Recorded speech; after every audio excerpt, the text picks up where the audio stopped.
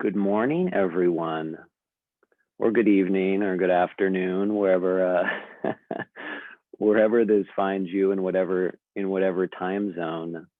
You know, we have people joining us from all over, and as I said earlier, it's nice just to scroll through and see people's faces, their scenery, and where we find you. But my name is Eric McCullum, and I've been practicing with InsightLA for about somewhere between 10 and 15 years. So this is definitely my home, my spiritual home. And I'm so excited to practice today with all of you, and humbled and feel very privileged to be able to sit and share some thoughts. And I am going to make Caroline co-host, so hold on 2 seconds, everybody. Here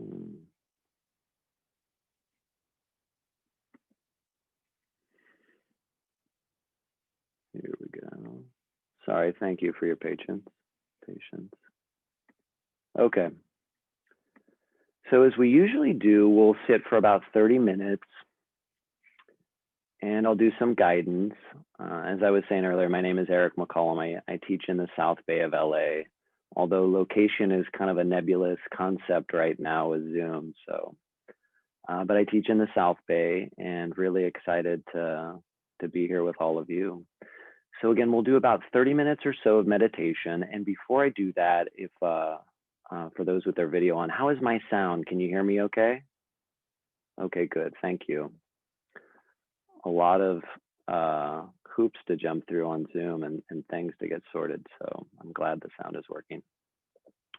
So as I said, we'll sit for about 30 minutes, and then I'll share some thoughts with you, and we can make that part interactive. We'll kind of play that by ear, and then we'll have time to share as a community, as a group. Does that sound good? Excellent. So, you know, as we begin our sit today, I'll invite you to move your body around a little bit, to see what feels like a balanced, upright, but also a relaxed posture. And really making this meditation your own. You can turn the camera on or off. You can be sitting or lying down. And you can leave your eyes open with a gentle gaze, half open with a gentle gaze in front of you, or you can close them, again, whatever works for you, really making this practice your own. And so I'll ring the bell to invite us into our practice this morning.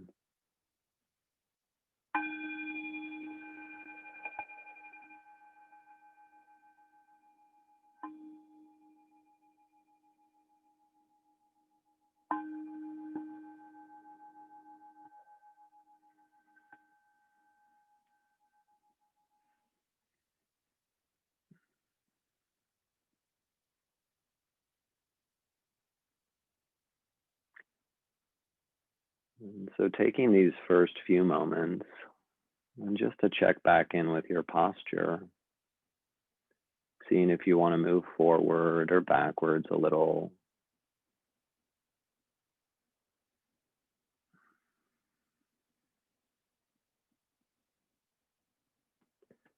Taking a moment to see if the shoulders want to soften a little bit.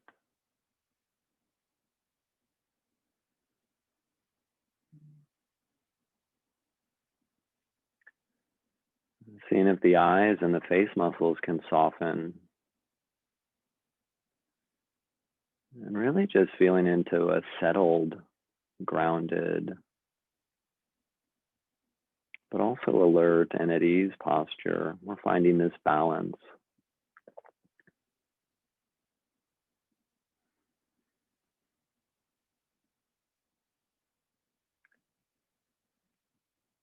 And the very basic instruction in meditation is just to, as you breathe in, knowing you're breathing in.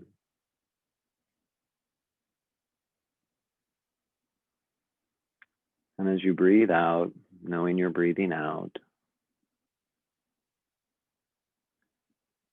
bringing awareness to this process.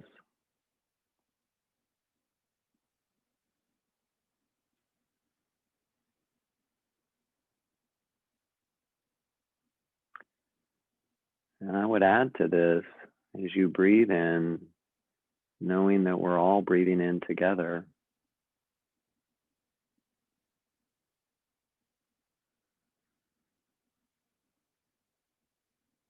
And as you breathe out, knowing that we're all breathing out together.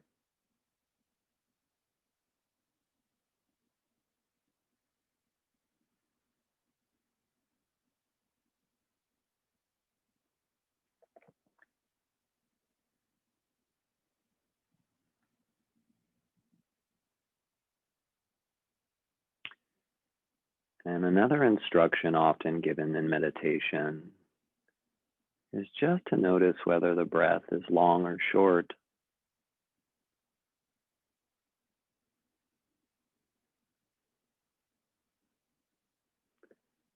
And by this we mean, is there any holding, any tension as you breathe?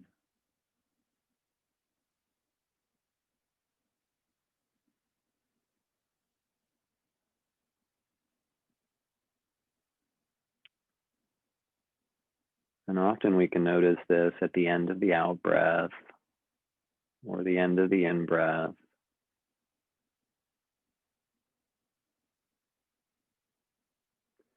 Noticing if there's any tension, any holding, any tightness.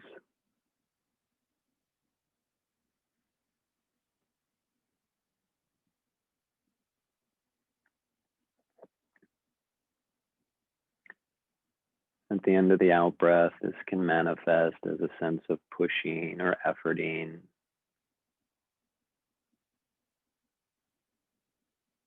So just feeling into the chest and the belly.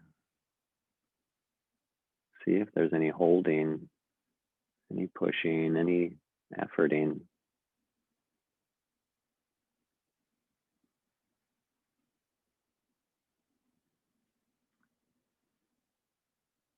And often just bringing awareness to this process will allow it to relax a little, to soften.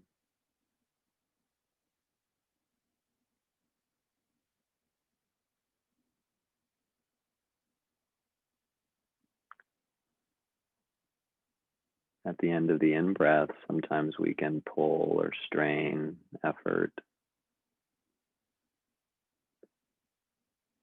And so here too, seeing if this can be a fluid transition from in-breath to out-breath.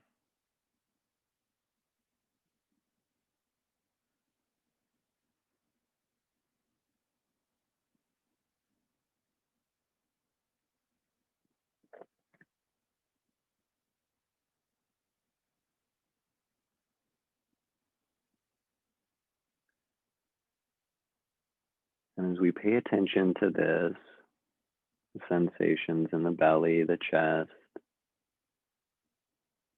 we begin to be very intimate with these sensations of breathing.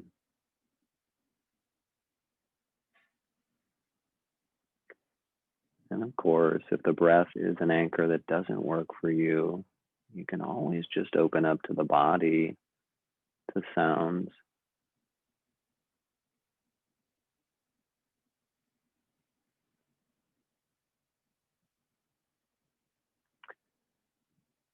But as we begin to be intimate with this process of breathing, we can touch in and really look at the quality of breath.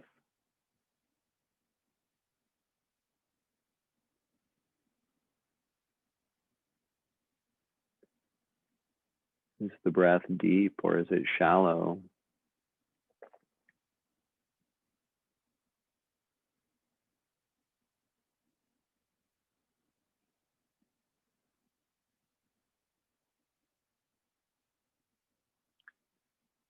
Is your breath soft or is it heavy?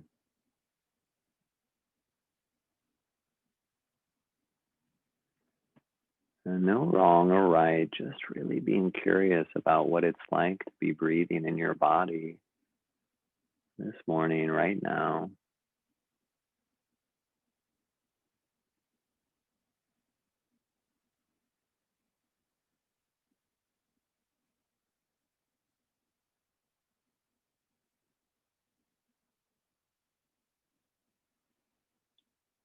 Is the breath steady, fluid, or is it punctuated?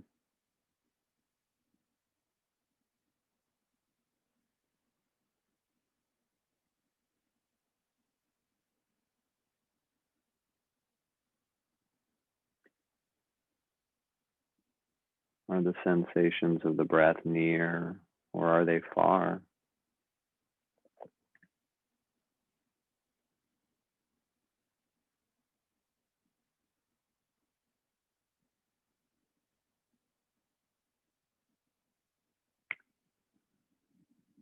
And really, what these questions are asking us is to be intimate with each moment of the breath,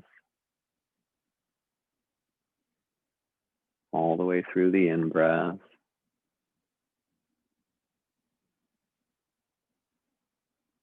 and then all the way through the out-breath.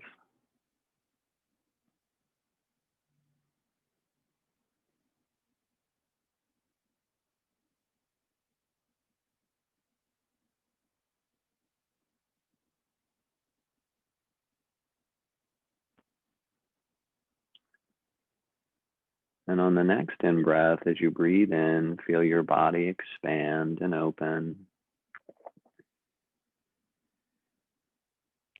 And as you breathe out, allow your awareness to encompass the whole body from head to toes.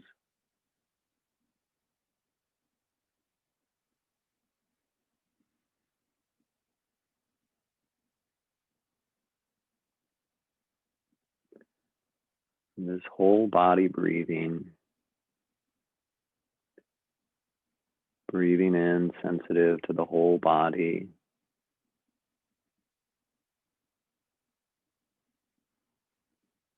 and breathing out sensitive to the whole body.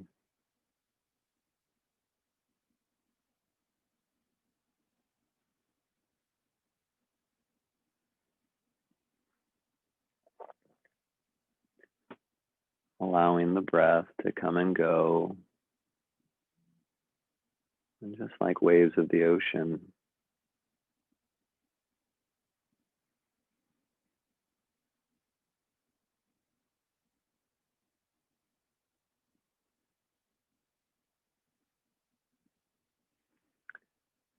And you may notice with this whole body breathing,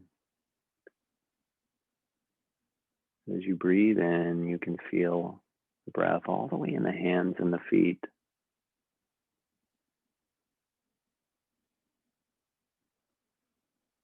And as you breathe out, you can also feel the breath all the way in the hands and the feet.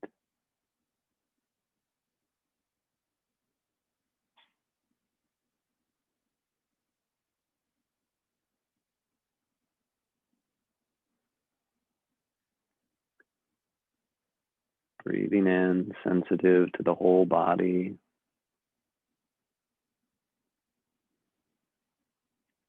And breathing out, sensitive to the whole body.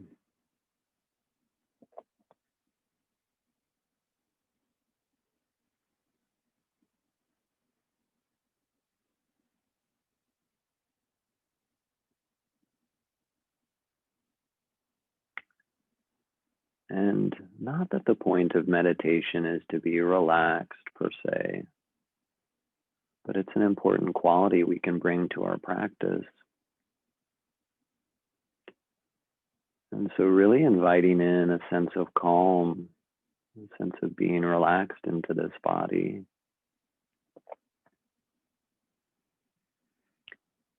Breathing in, calming the body.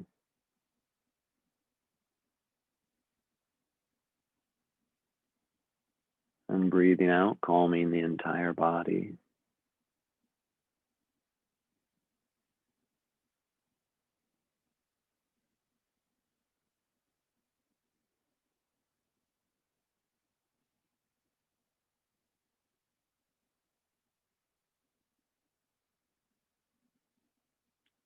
As you breathe in, inviting a sense of calm into your body.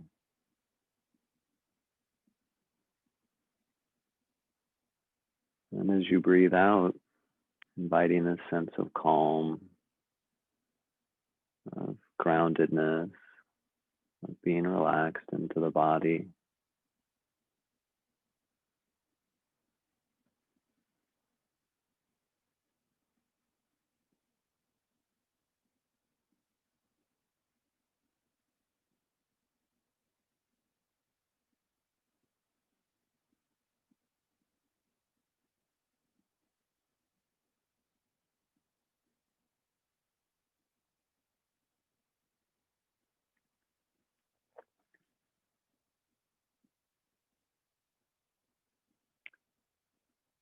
And so with perhaps a sense of calm, of being relaxed, even if it's just a little bit,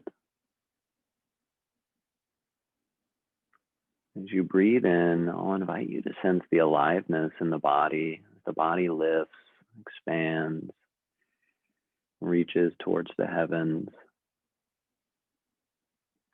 And as you exhale, allowing the body just to release, relax, to settle back to the earth.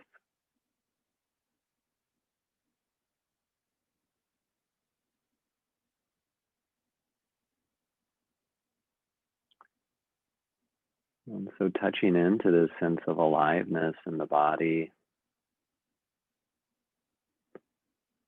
sometimes it's felt as vibrations or tingling or warmth.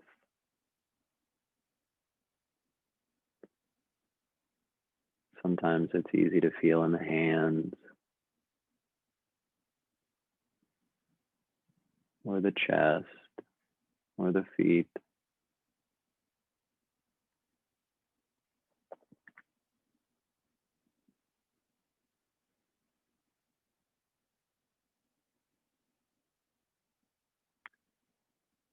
Often it's easy to really connect with this on the in-breath, the energizing breath as we breathe in,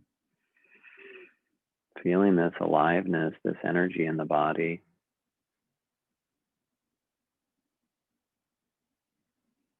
As you breathe out, feeling this aliveness, this energy in the body.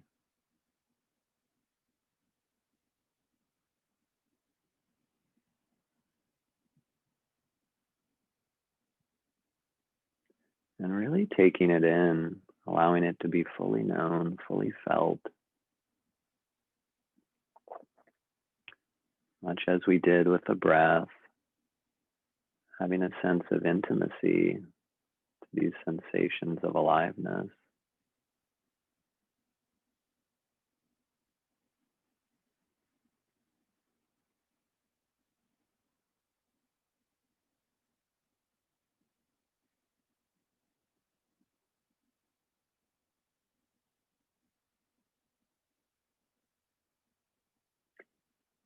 Sensitive to energy in the body as you breathe in, as the body lifts and expands.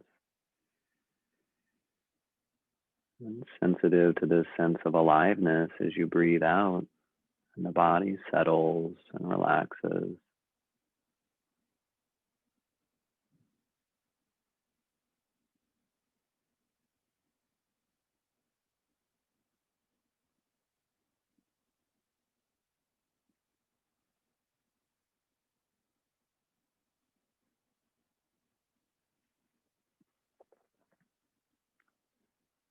And wherever you feel this sense of aliveness, however big or small, seeing if it wants to expand a little bit,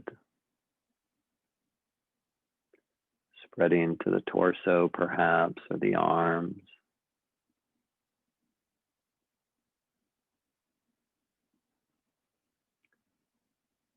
As you breathe in, allowing this energy to expand.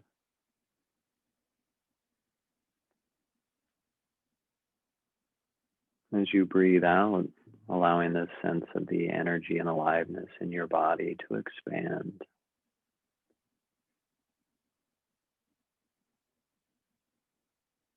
And seeing how big it wants to be.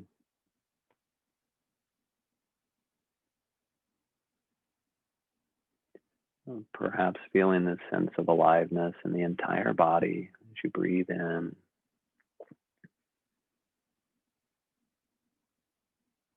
And as you breathe out,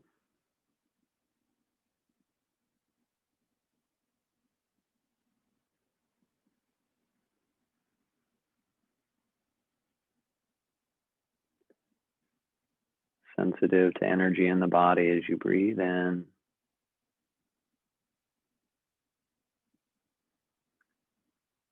Sensitive to energy in the body as you breathe out.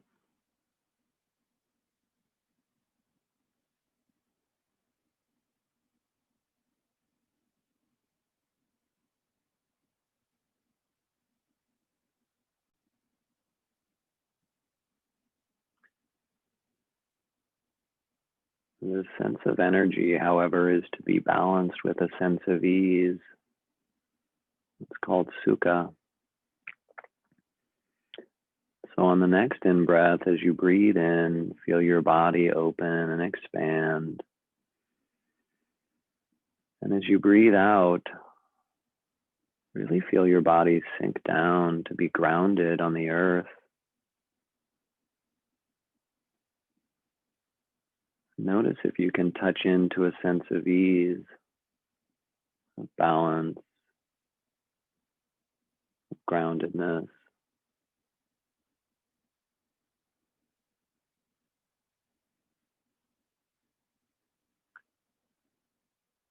Often this can be felt at the base of the diaphragm or in our sit bones. And we can connect with it as we breathe out, as the body settles, finds a sense of ease and balance.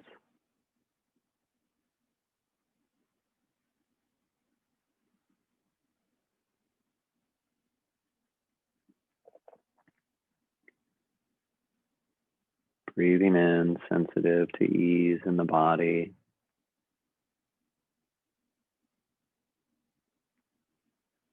And breathing out, sensitive to ease in the body.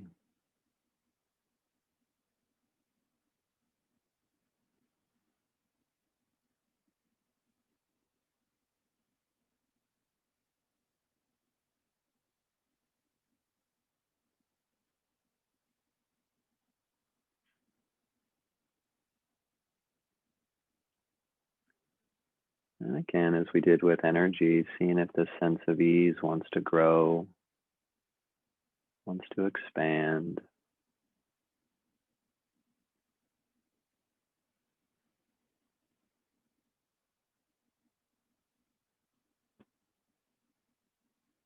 Allowing it to come into the arms and the torso.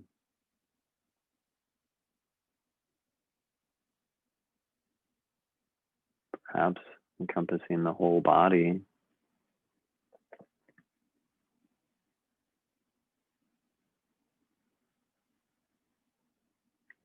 Breathing in, sensitive to ease in this body.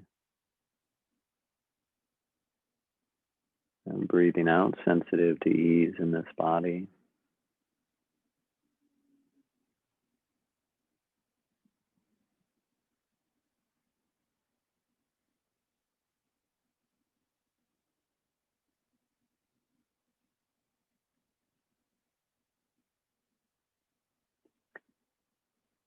On the next in-breath, as you breathe in, feeling the energy as the body expands. And as you breathe out, feeling the sense of ease as the body settles and is grounded.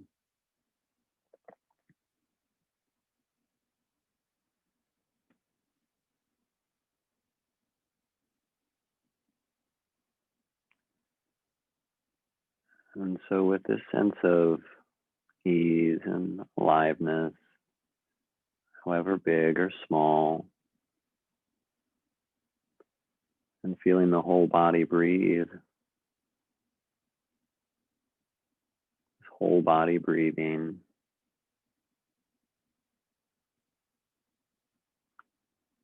I'll invite you to notice what the mood of your heart, of your mind is at this moment. Is it bright, or is it a little dull and sleepy?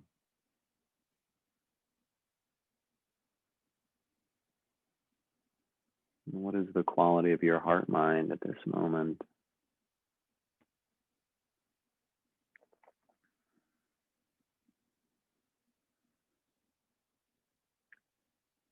there a sense of peace, tranquility, perhaps some restlessness?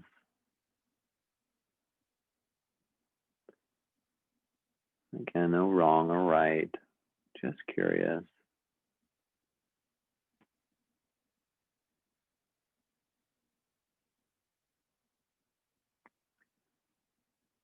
This heart mind of yours open, expansive, or a little more protected, contracted? Is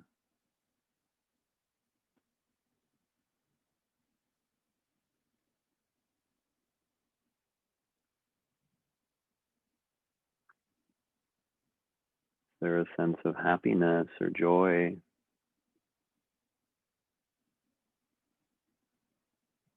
Perhaps it's a little more melancholy and sad.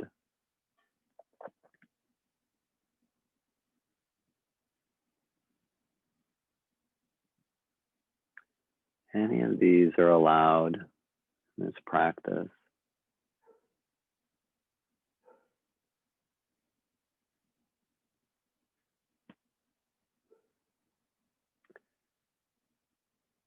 And believe it or not, whatever we're experiencing in this heart and this mind, we can actually bring some appreciation, some gratitude to this.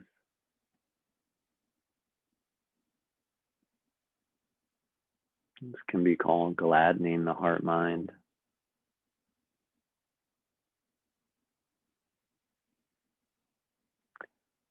Sometimes it's even helpful to have a little smile on your face if that feels right.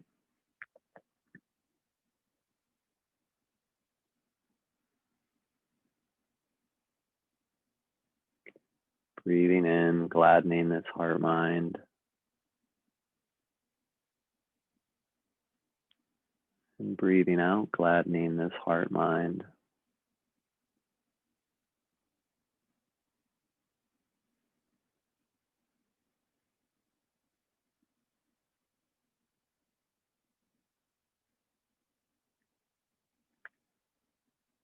Breathing in, gladdening the heart, the mind.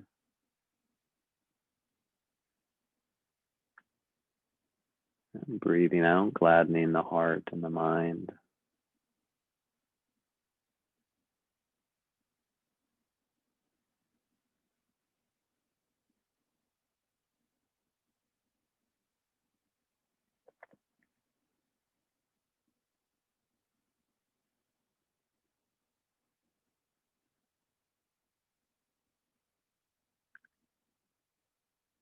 And on the next in-breath, as you feel your body expand and lift,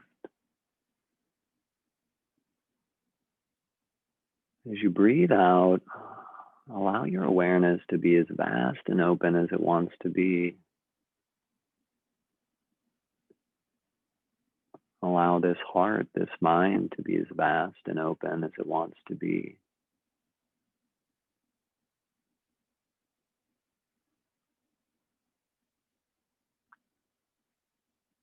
Taking in the sensations of the body, but also the sounds around you.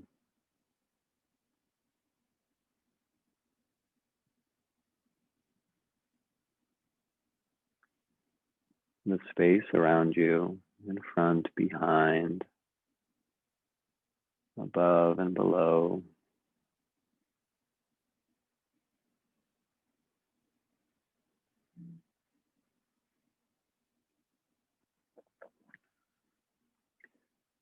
We can call this liberating the heart mind.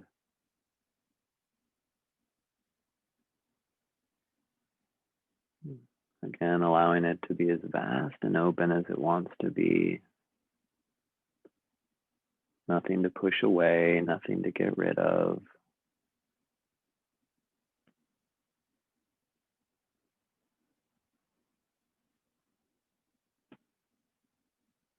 Experience arising and passing. Just as these sensations of breath arise and pass.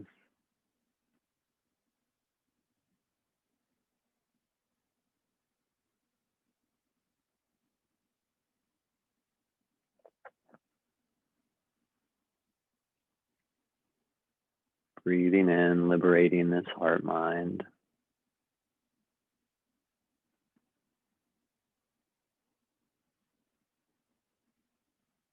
And breathing out, liberating this heart mind.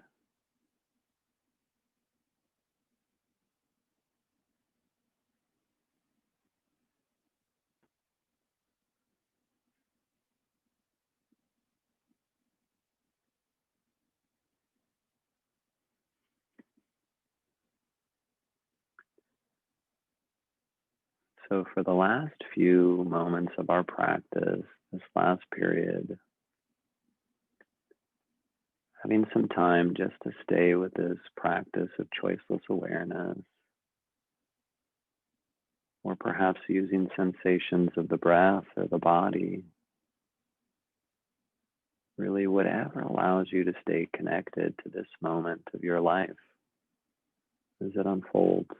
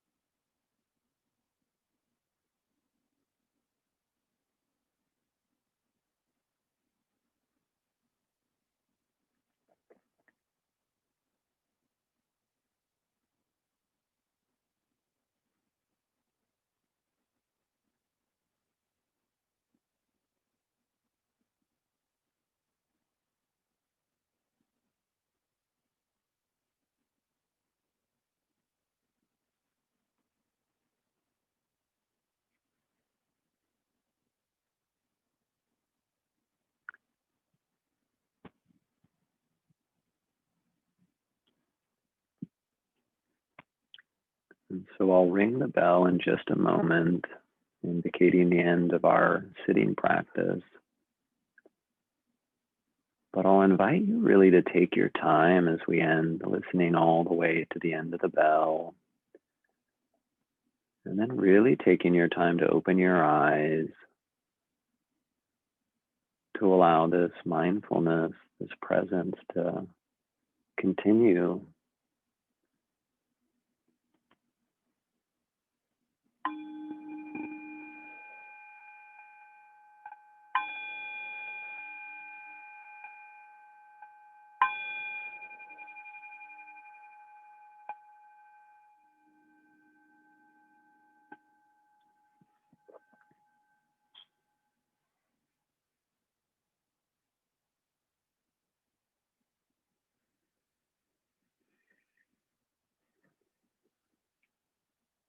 As I said, taking your time, maybe wiggling your fingers and toes, moving your body around a little bit, stretching.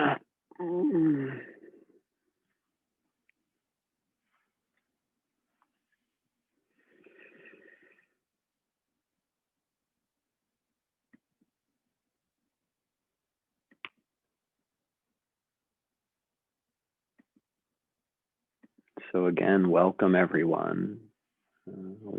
Sometimes I like to welcome you again after we sit, right?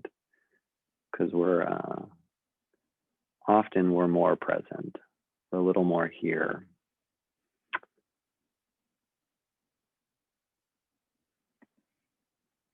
So lovely to sit with all of you, to practice together. What a gift. And what a gift in this, as I'm sure many, if not all of you can appreciate, what a gift in this time of, so much going on in our world, in our lives. And I wanted to spend a little bit of time sharing some thoughts with all of you and exploring. It's a facet of wise view, which is really a foundation of our practice. We have this, mindfulness that we're also familiar with, but that's just one piece or part of a full path, a full practice. There are other pieces of how we hold ourselves in the world, how we speak, how we act. And then also this idea of the lens through which we view experience, this wise view. So I want to touch on a facet of that.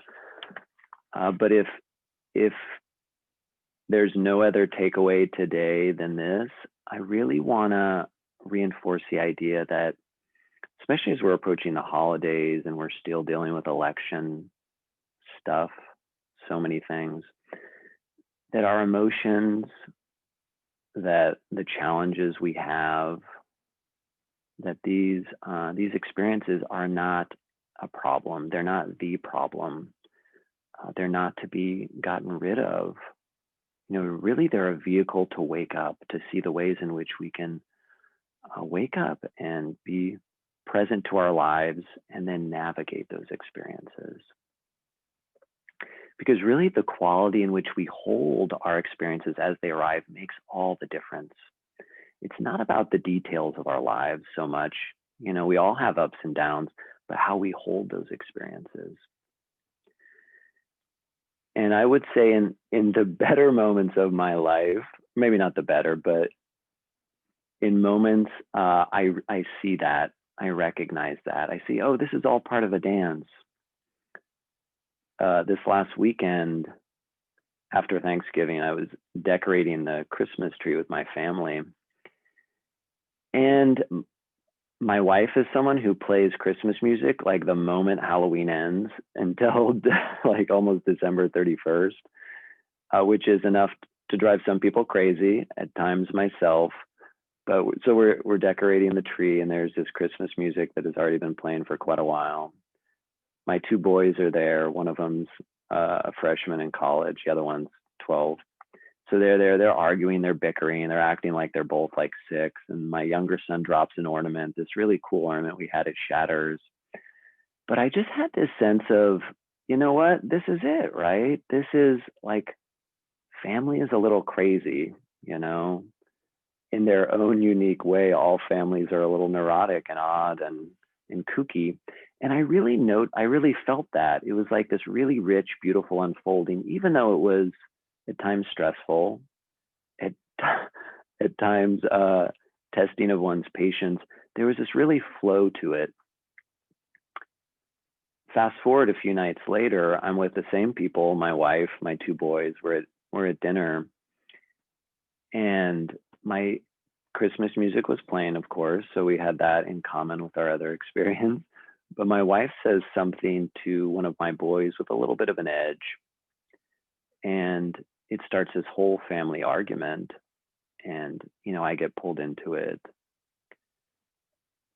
And it's interesting, these thoughts came up in my mind, like, that phrase, this is why we can't have nice things, Johnny, or whatever. It's like, oh, this is why our family is so neurotic. This is why we're so dysfunctional. And then other thoughts like, oh, wow, my wife and I really need to go back to therapy. We did not figure this one out. Or the thought like, man, she never listens to me. They never listen to me. So I started to go down this whole, this rabbit hole of, judging, of critiquing, and a lot of aversion. I would say that versus 5 or 10 years ago, I caught myself much sooner and was able to like, okay, I need to let go a little bit. But nonetheless, it was a very different feel versus the Christmas ornaments. There was a lot of aversion. There was like a sense in me like, this isn't right. This is a problem. I need to change it. And of course, we'll have those moments. But we also have the moments when we understand, oh, these challenges, the ways that we're crazy and neurotic, this is part of being human. In Buddhism, at least, there's the term latent tendencies, and also this term sankharas. And what those point to is the fact that, all of us have these pre-programmed stories that just, someone says something about our hair, our weight, our clothes, it could be anything. And we have these stories that pop up fully formed. We all have them ready to go, and they are layered and have a whole history and a life to them. And what meditation and this practice tells us is actually those are not a problem. We all have those. We all have them. Keeling Rinpoche, a great Tibetan teacher who Beth Sternlieb has brought to InsightLA a couple times, he said that these latent tendencies are most powerful when they're not seen, when they're not understood, and when they're reinforced daily. We have these, we all have them. We have a lot of these patterns. And again, it's not a problem that we have them, but how do we hold them? How do we react to them once we see them? And in thinking about this, it reminded me of a story. I was in the Peace Corps for a few years, and after that, I spent a little bit of time in India. And as anyone who's been in India knows, a lot of parts have monkeys, these band of monkeys. And this one day I was walking along the street and kind of daydreaming. I was looking out, thinking about something, and I had a bag of bread in my hand. It was kind of dangling down by my side. So I'm walking, and this group of like 6 or 7 monkeys creeps up behind me. And right as they did, I saw them out of the corner of my eye. 2 of them like grabbed for this bag of bread, and it freaked the holy hell out of me. You know, I tried to rip it out, and the bag like threw up in the air. And so I turn around, and I'm there looking at these monkeys. They're all looking at me, and then the bread just scatters on the ground. And you know, when these things happen, you know, there's not a lot of thought. There's a lot of habit that kicks up. And for whatever reason, my habit was to like try to scare them, or this instinct. And so I lunged at them, you know, my teeth bared, like, ah. I will tell you, if that happens to you, don't do that. That's not a good, not a good choice with a band of monkeys, because they were ready to like lunge back at me, and they like bared their teeth, and then I got scared and I just started running. And so these monkeys were like chasing me. I did have a moment of clarity. I remembered from Peace Corps and being in villages, like, oh, to stop and pick up a rock, like I was pretending to throw it at them. So they kind of like scattered and grabbed some bread. But anyways, the reason I bring this story up is when situations happen, when we have a challenge or a strong emotion, we will just respond, you know, whether it's, you know, baring our teeth and fangs, or getting into a fight, getting angry, running away. We have these responses.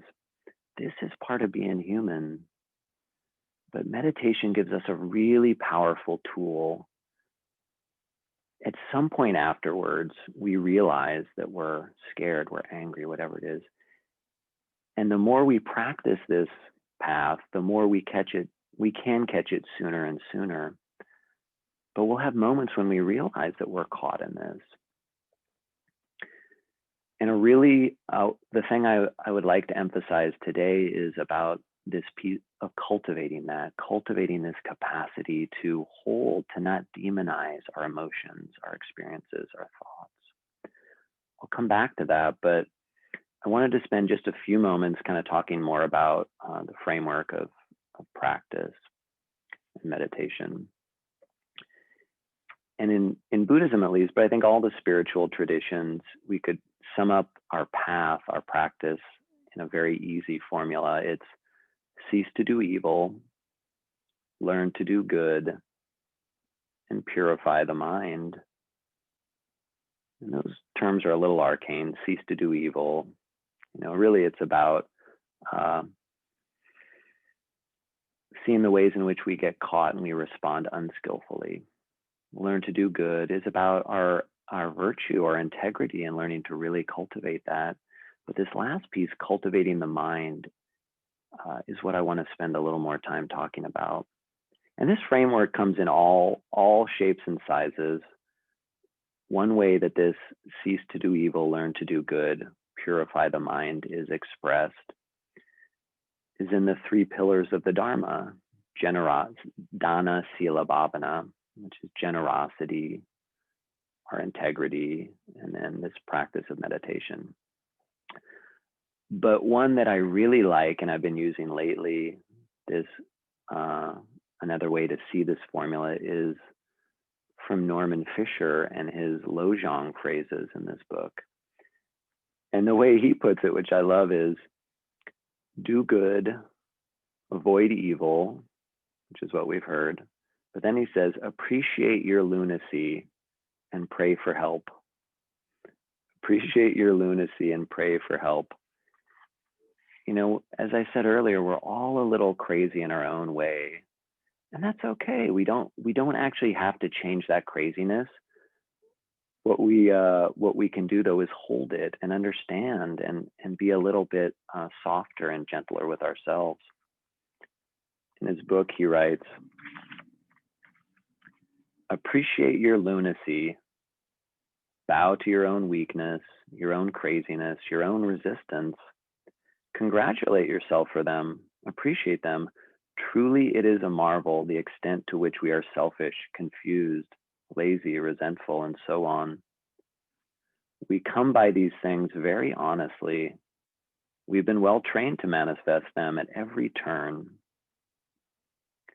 So we appreciate even as we are trying to tame it and bring it gently around to the good. And that's a key piece.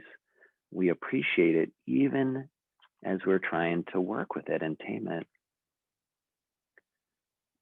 We develop a sense of humor, appreciating our own stupidity. We are in good company. We can laugh at ourselves and everyone else. I like this, you know, appreciate our lunacy and pray for help. But in that appreciation of our own, you know, kookiness, there's a sense of not demonizing it, of not making that a problem, knowing that that's part of life. And so I'll spend just a few more minutes talking about this cultivation piece. You know, the ceasing to do evil piece. There's a whole area of study around this. This is what are called the hindrances, the floods, the taints, the fetters. For those familiar with dependent origination and this idea of karma, that's all has to do with ceasing to do evil, the floods of life. And then this learning to do good, that's a whole nother area. It's the Brahma Vihara is compassion, loving kindness, equanimity, generosity. So those are two huge strands. But the one that I wanted to talk about a little more was this cultivating the mind, this last piece. And as I kind of alluded to earlier, you know, it really doesn't take much to see that this piece of our practice, cultivating a wise response, is so important right now. You know, with the political polarization, the way we get pulled one way and another, all the ways in which our world is on fire, you know, climate change, two big ones, climate change, and the way that BIPOC and people of color have been systematically exploited, oppressed, marginalized. The world is on fire, and also it was the same in the time of the Buddha. Our own hearts are on fire with these flavors of delusion, greed, of hatred. I was watching for those of you who have a subscription to Tricycle, you can access it online. It has these really great films that I think every month or two they highlight one. And so I was watching this one about nonviolence, and I don't remember, it was a gentleman, I don't remember his name, but he was talking about his work in prisons and rehabilitation and nonviolence. And he had such a good point. He said, you know, so often we think that this nonviolent work is about going out and changing others, changing systems. And he said that's an important piece of this work, but it starts with our own hearts, you know, seeing all the ways that we have violence or greed or delusion in our own hearts. And so in the same way, we start by cultivating and knowing the way that we're confused, the way that we respond habitually, react. A reading from Chogyam Trungpa about this, he writes, any confusion you experience has within it the essence of wisdom automatically. As soon as you detect confusion, it is the beginning of some kind of message. At least you're able to see your confusion, which is very hard. Ordinarily, people do not see their confusion at all. He goes on to say, you should push into it instead of closing yourself off. In that way, you just keep opening and unfolding like flowers in the summertime.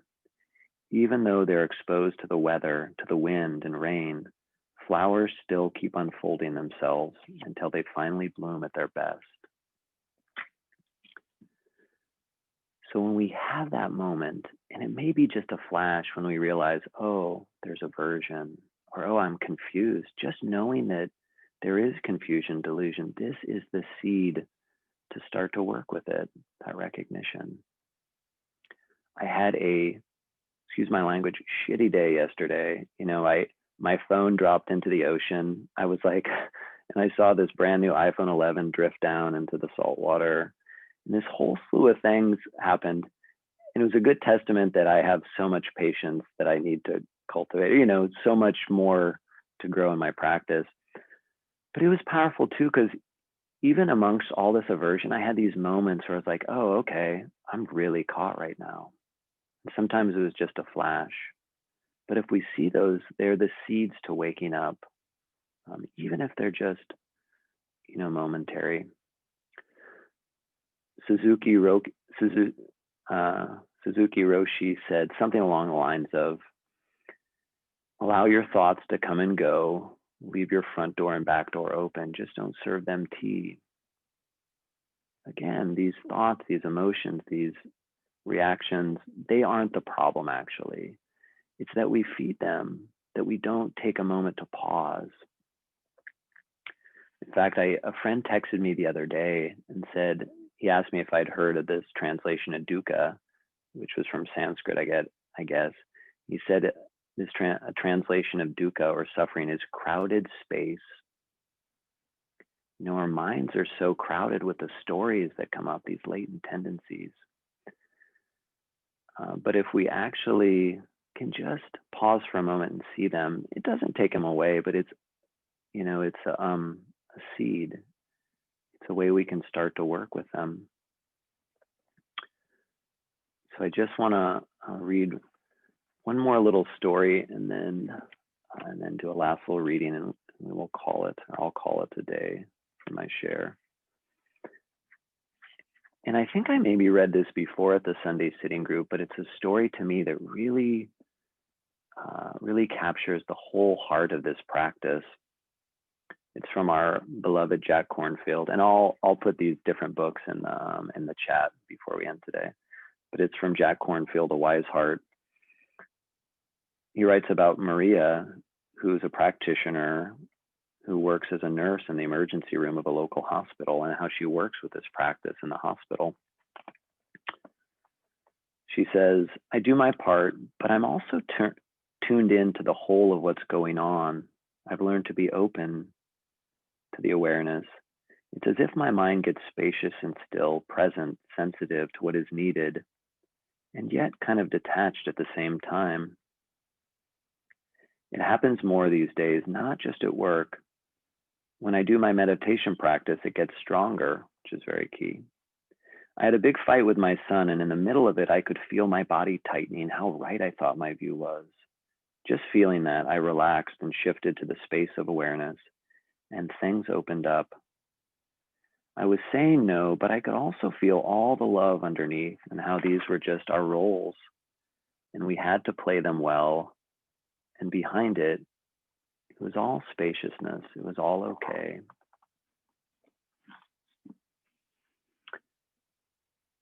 So anyone who has been practicing for a while knows that, that doesn't happen all the time, but we do. We have glimpses where even when we're really frustrated because our phone fell in the ocean, or if we're at dinner, we get into an argument, we still have these moments where we can notice, oh, here I am, I'm caught. We have just a little space. The more we do that, the more it opens up. And I will say this is not easy at all. these feel so solid and permanent when we're in these mind states and these moods. So I wanted to end and just read to you.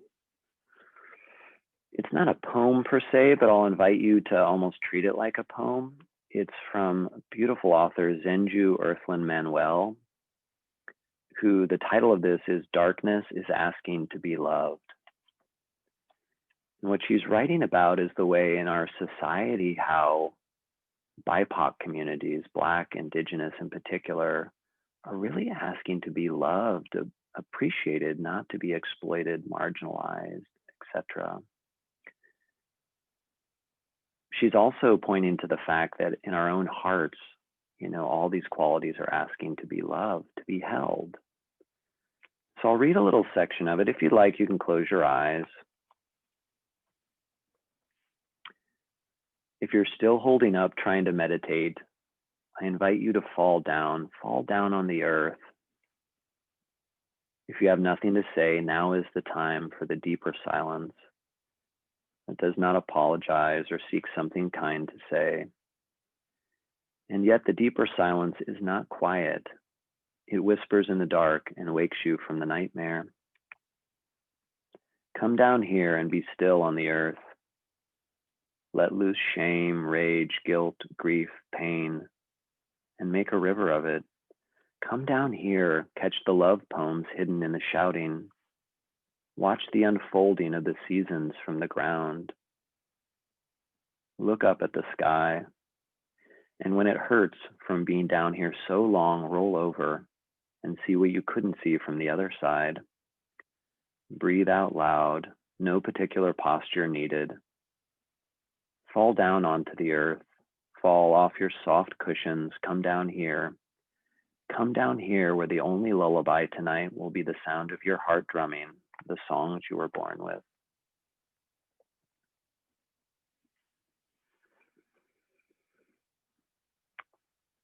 So you can open your eyes if they're closed.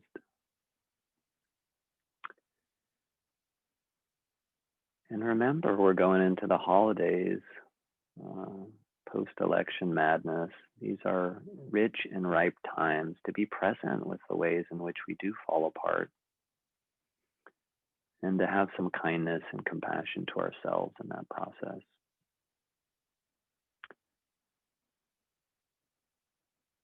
So thank you so much for allowing me to share some thoughts with all of you and to be part of this beautiful group and community this morning. I know I have talked quite a bit, and my voice has been the one unmuted. So Caroline is our moderator today. She may or may not jump in, but this is a time, yeah. So I can go ahead and jump in. Sorry for the delay earlier today. I'm in a different time zone, so I got my times mixed up. But I'm happy to see everyone. Thank you, Eric, for that wonderful meditation and talk. And so now, any reflections on kind of what Eric touched on and questions, please go ahead and raise your hand in the participants window. You see the little blue hand at the bottom of once you click participants window. So if you click that, I can call on you and we can continue the discussion.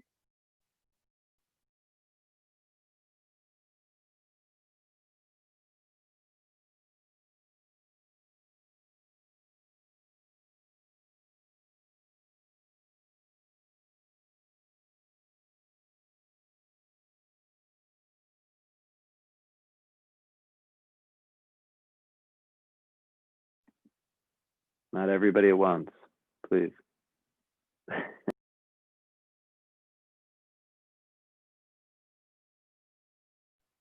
Eric, I don't know if maybe you want to give a prompt or ask a question. Maybe people can, oh, Bernard has his hand up, I see. Go ahead, Bernard.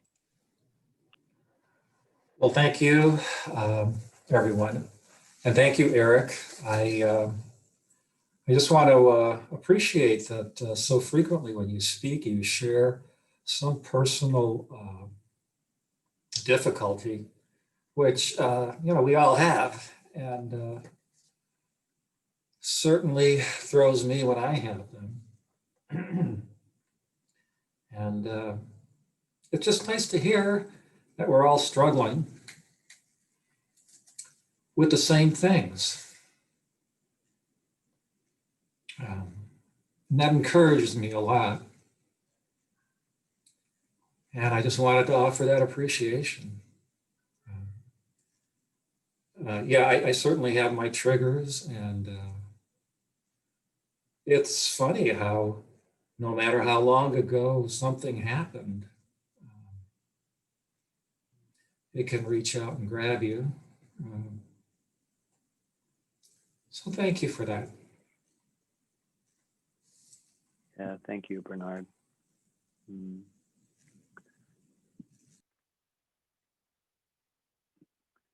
For those of you who read Trudy's, note to the reader a few days ago, I think she mentioned a story, maybe from Suzuki Roshi, about how you walk through the mist and you don't notice until you get to your destination how it's, your sweatshirt or whatever is just soaked with water. So I feel like the practice is a lot like that. We get, like you said, Bernard, we all have when we get caught. And sometimes we get glimpses of how over the years we actually don't get as caught, but we still get caught, it's like, but we're developing this capacity.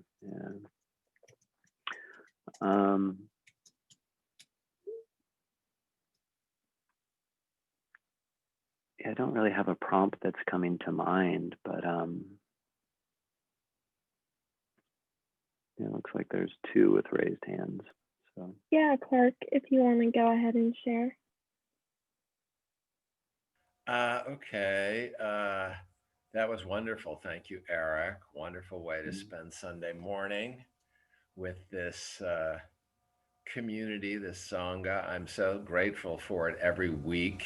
It is family for me in the world we live in, where we're Zooming and isolating in many ways. And so it's interesting how important it's become. And it's given it a big opportunity to influence the rest of my life by having it be so important, which is great. And what I was hearing this morning as you were discussing things is so many times you discuss this notion that we're so programmed and loaded with how to expect our defaults and our problems and our issues, and it's so programmed and loaded that we're going to respond a certain way. And I find myself falling into the trap of, in some ways, coming to these meditations going, okay, I want to solve some problems. I want to fix some issues here. I want to achieve some development and growth. And it is wonderful to get the point of view. You were kind of painting a picture today for me that was reminding me it's not about trying to achieve or change or fix. It's about developing a different relationship with those things that are likely ever going to be there, always going to be there. And so it's not about, the end result. It's just fine tuning that relationship, coming into more harmony, more acceptance. And I have found in my life, both in this and through another organization, having a child that's having issues in life, it requires us to constantly be saying, are you going to accept the life the way it is and find a way to live with it? Or are you going to keep battling the idea that it shouldn't be like this and there's got to be something to change?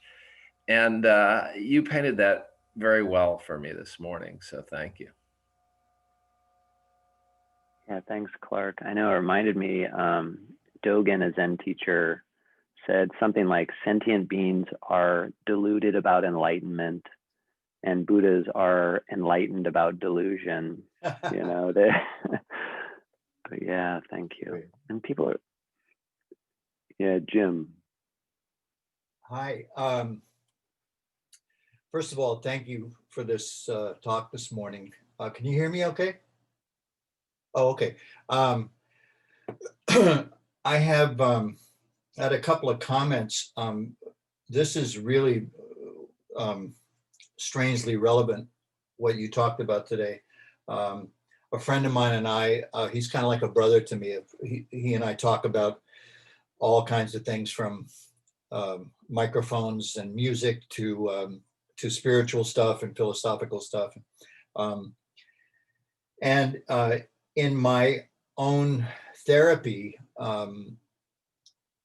which I've been doing on and off for many, many, many years, my current therapist said to me once, I was describing a repetitive situation which was extremely difficult for me. And we talked about it at length, but the message that I got from her, which was so powerful for me, was she suggested that rather than retreat from the discomfort of that trigger, she suggested that I practice leaning in a little bit, as a parent would do with a child who was afraid of something. Just try leaning into that thing a little bit. And then if it got a little too scary or a little too uncomfortable, say, okay, that's enough for today. And then approach the next time and maybe lean in a little bit further, and so on and so on. Thus retraining the consciousness, the conscious mind's ability to choose a different response from that same reaction, from that knee-jerk reaction. So I've been doing that as best I can. And one of the things that I noticed, which is the most wonderful, amazing part of that, is that when I have a reaction to something and the response I choose takes me out of present time, I'm powerless. I can't do anything about what's troubling me or about anything else that is pragmatically important or whatever. So the whole idea of just accepting the trigger because it's part of me. It happened. It might be from when I was 6, it might be from when I was 15 or 25 or whatever it was, but it happened. It's a part of my DNA now. So the reaction that I have is not a bad thing. It's just a thing that is part of me. And so my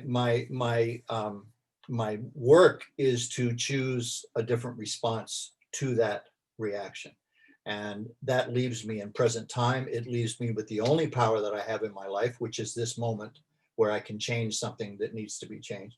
And so when you were talking about, obviously I'm sort of riffing on the thread that you touched on, but it just really hits home, and I really appreciate it.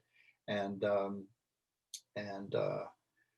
it just makes me feel really good. And I usually hang in the background on these things, but I had to raise my hand and share today. So thank you. Yeah, thank you, Jim. Yeah.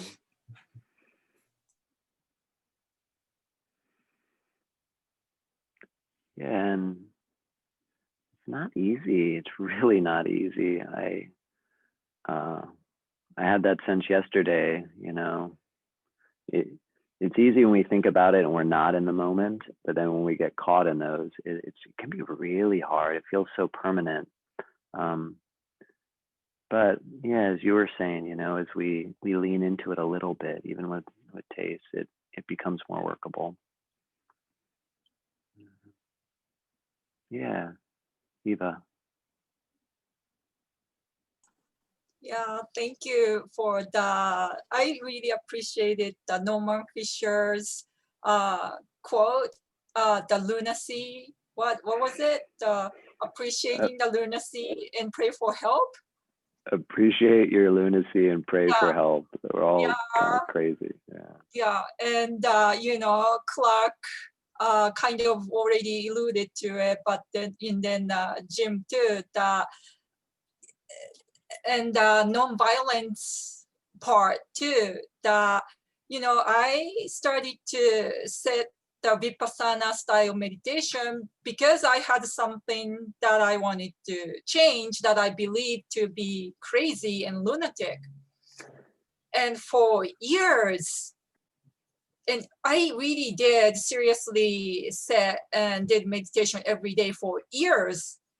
And in order to get rid of that lunacy, made no progress, not much, until I learned nonviolent communication, related to my self-talk and metta practice, loving kindness, self-compassion meditation.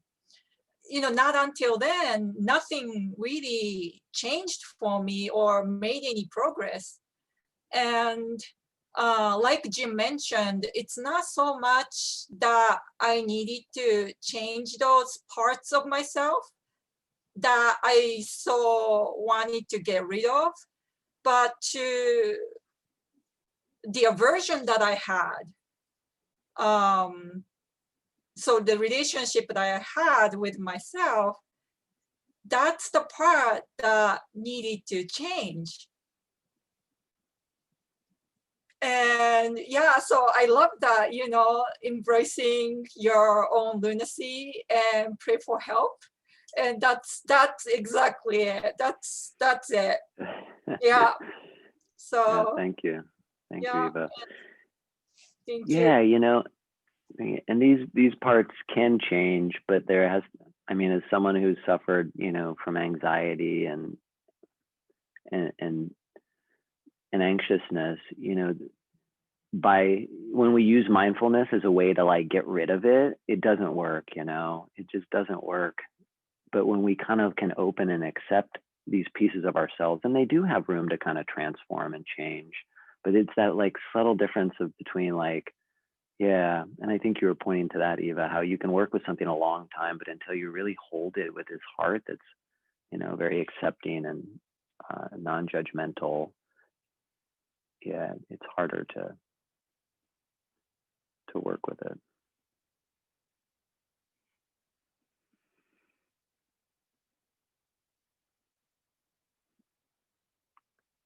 So we maybe have a few more minutes if there's any comments about the meditation too, or questions or.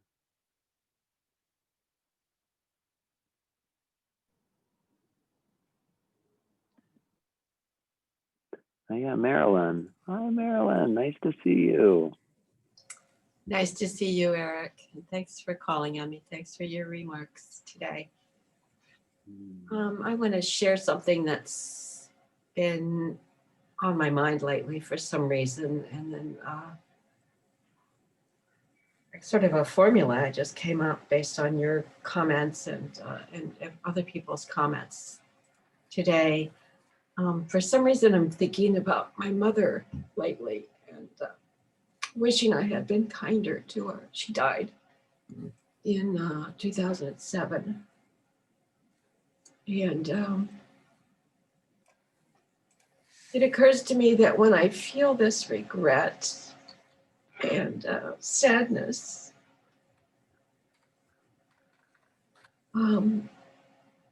maybe just stop railing against it, which is my pattern, to think I just don't want this feeling, but instead to let it in temporarily and picture her and picture me. Forgive her, ask for forgiveness for myself.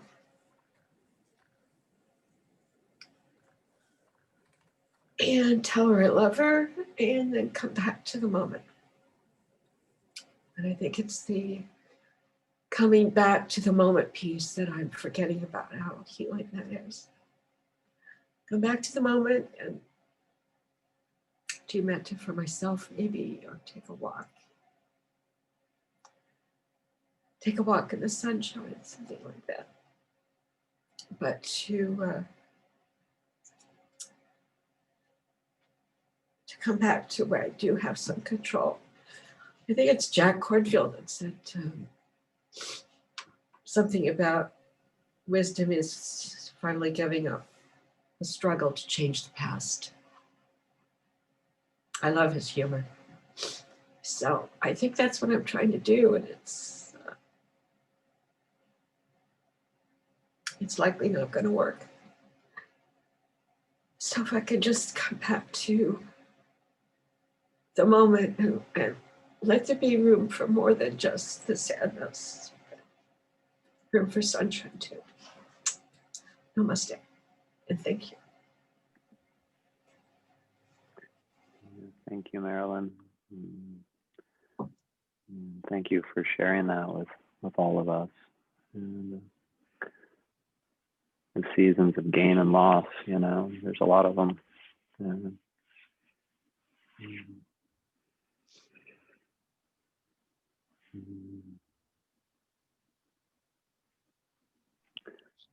And then there's someone. Deborah, were you raising your hand? I want was. to go ahead and share? Yeah, I'm sorry. My computer's messed up and I'm afraid to touch anything and get to, like, I don't know. I'm afraid I'll lose you guys. Can you hear me? Yeah, we can hear you just fine. Yeah. Sorry about the purple backdrop. I was like hiding. This is my first time here. My first time doing this. Welcome. I don't want to start crying. It really spoke to me. It was really helpful. Surprisingly, very helpful. Going through some struggles. And I just really want to say thank you to everybody. Yeah, it was really good. About accepting things and leaning into them. I like what you said. It's like just lean. And I love the little quote about the wisdom. I forgot what you just said about wisdom. I think the other lady, giving up the struggle to change the past. All of these things were just like darkness is asking to be loved. Kind of jotted it down. I was like, I just feel like I just like turned on this station. Sorry. And it like spoke to me. I was like, is this like some message coming through the computer? Anyway, I just really wanted to thank you. I wasn't expecting this, and I really appreciate it. Thank you. So nice to have you. Thank you for joining us, Deborah, and thank you for sharing. Just That's great. Thank you. Yeah. I'm like, oh my God, I'm normal. I know. It's not that I'm normal, but it's that other people have this different struggles like that. And, I'm forgetting everybody's name, but just learning to, this is it, where we're at kind of thing, instead of struggling with it. So, yeah. Thanks. Yeah. Thank you. Yeah. We all. You. Thanks. And I'll figure this out next week. I don't know. You're just a little. Okay. Yeah, I started to get a little teary when you were talking too. Yeah, it's powerful to share with others too. You know, I'm reminded this often that a friend of mine said that awakening is a team sport. You know, it's not a single person sport. We wake up together in relationships. So yeah, thank you so much. Nice to have you. And I think we have. So sorry. So before Robert shares, I think someone in the chat, I don't know what your name is because your name in Zoom is iPhone, but if you want to go ahead and share, please thank do you. so, and then we can listen to Robert too. Thank you. So I actually, can you hear me okay? Okay. So, Eric, you mentioned anxiety, and something that I've been working that kind of came up on its own through the lockdown and the months after was like trusting myself, and regardless of if the opinion is right or wrong, or like the outcome, whatever it is, but like being okay with being with it, and like not just like trusting myself and settling into that more and more. I've been working that in my practice, and like it's been weird that like somehow it's not like the anxiety is gone, but like it like the power isn't as much, and like it's almost like it's like combating it in a way, in a really nice way, which I've really begun liking. And I guess my question was like, you mentioned tools, and I think a lot of times with mindfulness and meditation, you just get these tools to deal with like the not so pleasant things in life. But can that be used as a way of like almost like the antidote to anxiety?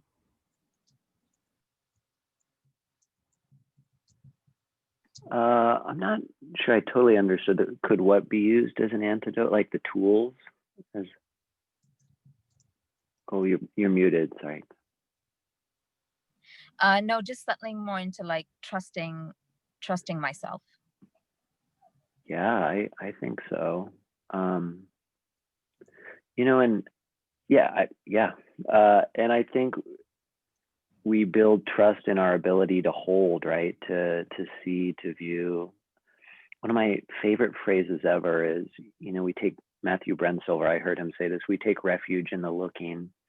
And so really we can take refuge, you know, we can find shelter in the capacity to hold the experience and to give ourselves permission to feel it. I was just thinking about something that I use here and there is like when I see that I'm anxious or angry, like to actually say to myself, wow, you're really anxious, you know, you're really like angry.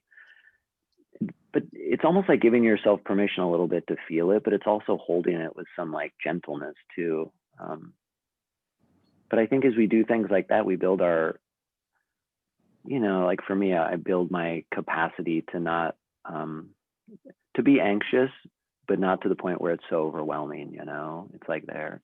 Does that answer a little bit the question or? I guess I was more referring to a little bit. I think I was more referring to like, I kind of noticed my mind sometimes will want to know the outcome or will want to know the future. And then my body starts feeling anxious because it's like, oh, well, what if this happens? And then it's like, well, this is what I'll do. And it goes into planning mode and all that. And so what I started through the, you know, just the last, 8 months, I was like, well, just like embracing, well, I don't really know. And that's okay. Like whatever it will be is okay, but you will be fine. And I'm here and that you will be fine. Like no matter what, you will be okay.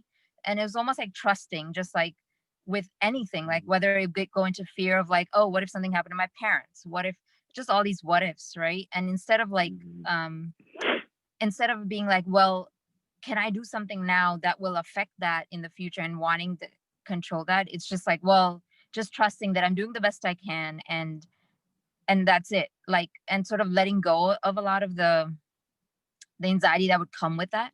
And I kind of noticed that it's been nice settling into just like, well, I'm doing the best I can and just trusting that and being like, that's it. That's all I can do. And then sort of just like hands up, like letting go. And I've noticed that the anxiety's like been less. So it's almost like, can I use that as a tool to help with the anxiety and not having to let my body go through that, you know, not putting my body through that again and again. Yeah. Yes, and yes. Sounds like a beautiful practice. Thank you for sharing it. Yeah. It sounds like it's really powerful.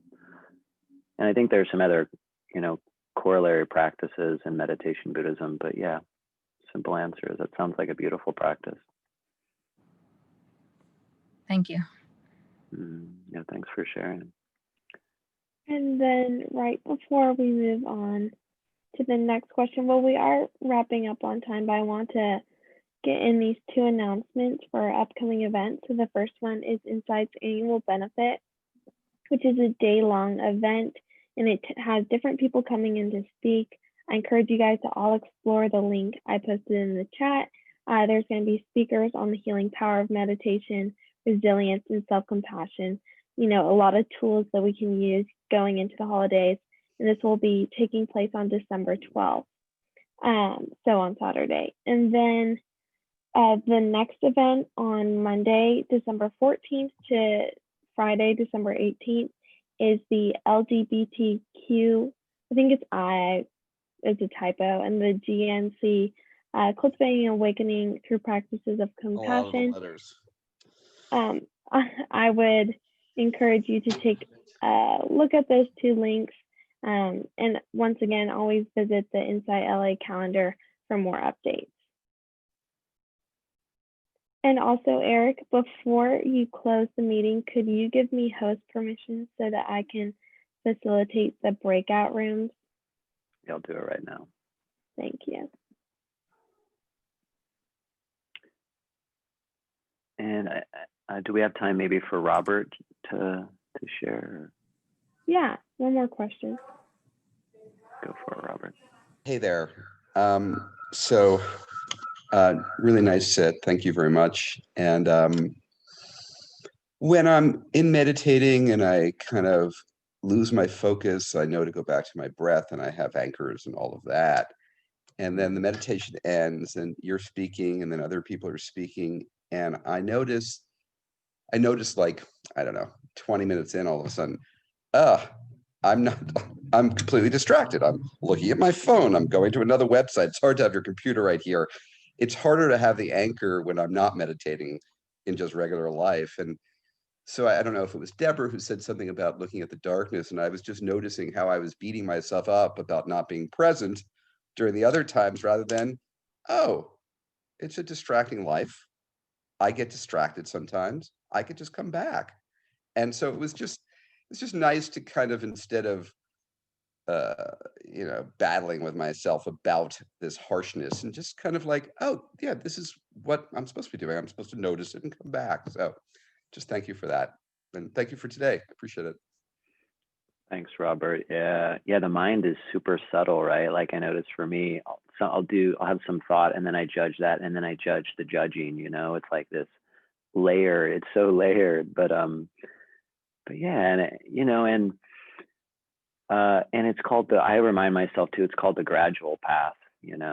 There is these moments of like seeing clearly, but for me, I'm building the capacity day in and day out to, not be present every second of every day, but to have more moments like you were mentioning. And just, yeah, so I know that's helpful for me to have that lens as well. Thank you very much. Yeah.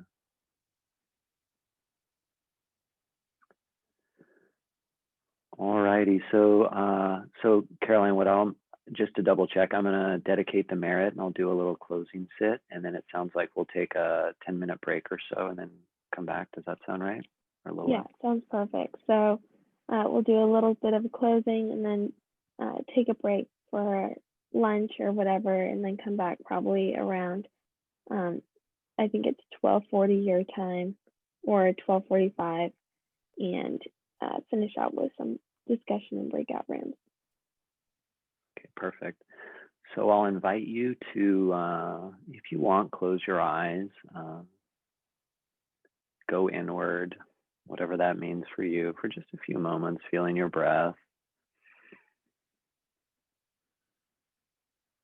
feeling your body. And as I mentioned earlier, as you breathe in, knowing that we're breathing in together.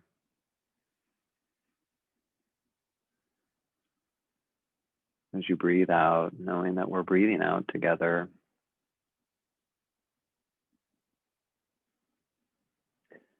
And also know that we offer up collectively our merit, our goodness, the benefit of this practice. We offer it up to everyone, everywhere, to all beings without exception. May all beings taste freedom, taste compassion, know happiness and the causes of happiness, and may all beings find freedom from suffering and know the causes of suffering. May our practice be in service to others, and may our lives be in service to others.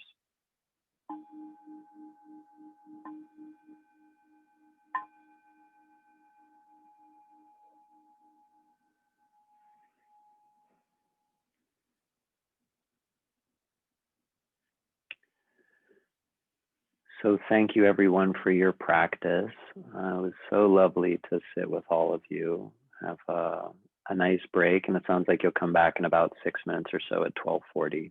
Thank you, Eric. Yeah, thanks everyone. Thank you, Eric. Thank you very much. Thank you, Eric. Thank you. Good to see you. Thank you. Thank you.